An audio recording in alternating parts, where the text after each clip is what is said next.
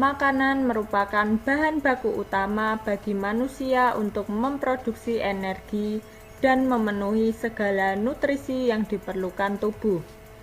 Ibarat bensin yang sangat vital peranannya bagi kendaraan bermotor, makanan sangat berperan bagi tubuh manusia dalam mempertahankan kelangsungan hidup.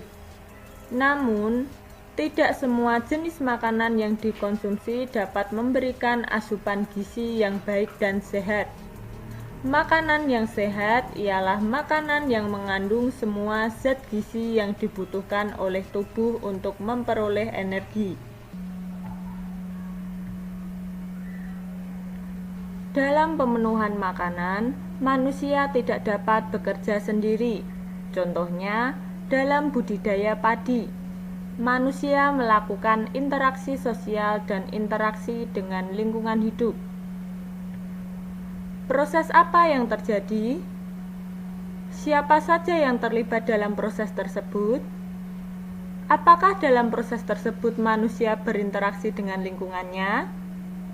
Bagaimana dengan lingkungan sosialnya? Nah, kita akan belajar tentang interaksi sosial, interaksi dengan lingkungan hidup, dan lingkungan alam. Yang pertama, interaksi sosial adalah hubungan-hubungan sosial yang menyangkut hubungan antar individu, individu dengan kelompok, dan kelompok dengan kelompok. Interaksi sosial amat dibutuhkan untuk kehidupan bersama, sebab individu tidak dapat hidup tanpa individu lainnya. Kemudian, interaksi dengan lingkungan hidup merupakan interaksi antara manusia dengan lingkungan yang terbentuk secara alami. Gunung, sungai, rawa merupakan contoh-contoh lingkungan alam. Selanjutnya, kita akan membahas tentang interaksi sosial dan lingkungan hidup terhadap budidaya padi. Interaksi sosial yang terjadi pada lahan pertanian padi terjadi antara pemilik lahan dengan para pekerja yang mengolah tanah dan menanam padi. Sedangkan interaksi dengan lingkungan terjadi antara manusia dan tanah atau lahan sawah. Contoh lainnya yaitu salah satu kegiatan interaksi manusia dengan alam yaitu kegiatan penebangan pohon. Jika penebangan hutan dilakukan dengan sembarangan, tentu saja lingkungan alam akan menjadi rusak dan menimbulkan kerugian bagi manusia. Kemudian kita akan belajar menentukan jenis interaksi yang terjadi. Yang pertama, interaksi yang dilakukan yaitu menangkap ikan di laut. Interaksi lingkungan hidup yang terjadi yaitu nelayan dengan laut, karena nelayan mengambil ikan yang ada di laut. Selain itu, nelayan juga memanfaatkan angin untuk berlayar. Sedangkan interaksi sosial yang terjadi yaitu nelayan dengan nelayan, serta para pedagang ikan. Nelayan bersama-sama menangkap ikan dan menjualnya kepada para pedagang di pasar ikan. Interaksi yang dilakukan kedua yaitu bekerja bakti membangun jalan kampung. Interaksi lingkungan hidup yang terjadi yaitu interaksi antara manusia dengan tanah yang digunakan untuk membangun jalan. Sedangkan interaksi sosial yang terjadi yaitu interaksi antara warga masyarakat yang ikut bergotong royong membangun jalan. Kemudian, interaksi yang dilakukan yang ketiga yaitu kegiatan menyiram tanaman di rumah. Interaksi lingkungan hidup yang terjadi yaitu interaksi antara manusia dengan tumbuhan dan juga air. Sedangkan interaksi sosial yang terjadi yaitu interaksi sosial antara anggota keluarga.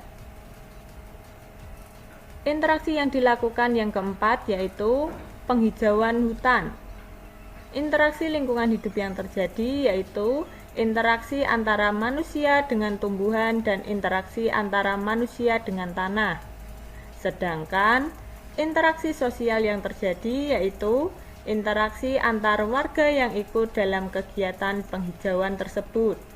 Dan yang terakhir, interaksi yang dilakukan yaitu lomba panjat pinang. Interaksi lingkungan hidup yang terjadi yaitu interaksi antara manusia dengan tumbuhan atau pohon pinang dan tanah. Sedangkan interaksi sosial yang terjadi yaitu interaksi di antara peserta lomba yang saling berebut untuk mendapatkan hadiah. Di Indonesia sendiri banyak keanekaragaman sosial budaya masyarakat. Coba amati gambar berikut. Ini merupakan gambar orang yang sedang kerja bakti membersihkan lingkungan kampung. Dari gambar tersebut, apa yang kamu lihat? Ya, ada anak perempuan, ada anak laki-laki, ada ibu-ibu, ada bapak-bapak, dan ada mas-mas. Kira-kira dari gambar ini, kamu melihat perbedaan apa saja? Iya, ada perbedaan jenis kelamin, yaitu ada perempuan dan laki-laki. Kemudian, apalagi? Iya, ada perbedaan usia. Nah, dari contoh ini, maka individu satu dengan individu lain ketika berinteraksi memiliki perbedaan. Perbedaan itu meliputi satu, ada usia. Ini misalnya ada orang yang usianya 10 tahun, ada yang usianya 20 tahun, ada yang usianya 25 tahun, ada yang 35, ada yang 40, ada yang 70. Perbedaan yang kedua yaitu jenis kelamin. Ada perempuan dan ada laki-laki. Kemudian jenis pekerjaan. Contohnya, ada yang bekerja sebagai dokter, guru, tukang becak, tukang cukur rambut, dan lain sebagainya. Kemudian ada latar belakang budaya. Contoh latar belakang budaya yaitu misalnya di Jawa Barat ada suku Sunda, bahasanya bahasa Sunda. Sedangkan di Jawa Tengah, bahasa yang digunakan yaitu bahasa Jawa. Latar budaya ini juga bisa berupa jenis tarian, jenis makanan, jenis rumah adat, dan lain sebagainya.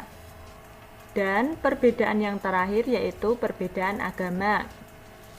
Kita tahu bahwa di Indonesia ada 6 agama yang diakui, yaitu ada Islam, Kristen, Katolik, Buddha, Hindu, dan Konghucu. Berdasarkan penelitian pada tahun 2010, konsumsi beras masyarakat Indonesia mencapai 100 kg per kapita per tahun. Ketersediaan beras di tanah air pada masa mendatang tidak sejalan dengan laju pertumbuhan penduduk. Untuk mengurangi ketergantungan itu, perlu ada perubahan konsep dan kebiasaan makan masyarakat. Misalnya, mengganti nasi sebagai makanan pokok dengan makanan jenis lain. Salah satu cara yang belakangan dikampanyekan pemerintah adalah tidak memakan nasi selama 1 hari. Kebiasaan ini misalnya dilakukan 1 hari dalam sepekan. Sebagai pengganti, selama sehari itu, warga bisa mengonsumsi sumber karbohidrat lain seperti jagung, ubi, singkong, talas, kentang, dan sagu. Untuk mendukung upaya pemerintah tersebut, berikut adalah sebuah iklan tentang singkong sebagai pengganti nasi.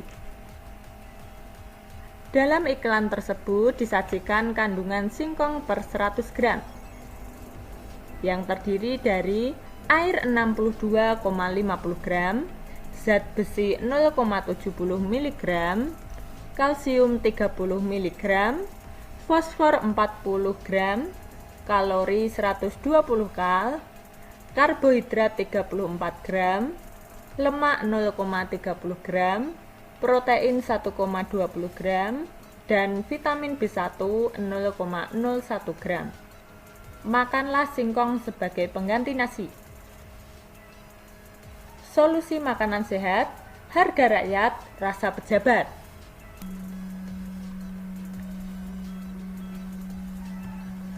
Masih ingatkah kamu dengan unsur-unsur dalam sebuah iklan? Coba kamu identifikasi unsur-unsur iklan dalam iklan kandungan singkong per 100 gram.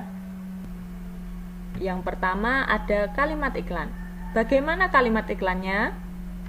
Iya, iklan tersebut cukup baik karena mengandung unsur rasa percaya yang ditunjang pembuktian data yang menunjukkan kandungan dalam setiap 100 gram singkong. Kemudian kata kunci yang ada pada iklan tersebut yaitu, iya betul sekali, kandungan singkong setiap 100 gram. Sedangkan observasi gambar, kamu lihat gambarnya. Kira-kira bagaimana gambarnya? Iya, gambar mengandung unsur perhatian karena dibuat menarik. Demikian pembelajaran pada video kali ini. Semoga bermanfaat ya, dan sampai jumpa di pembelajaran berikutnya. Bye-bye.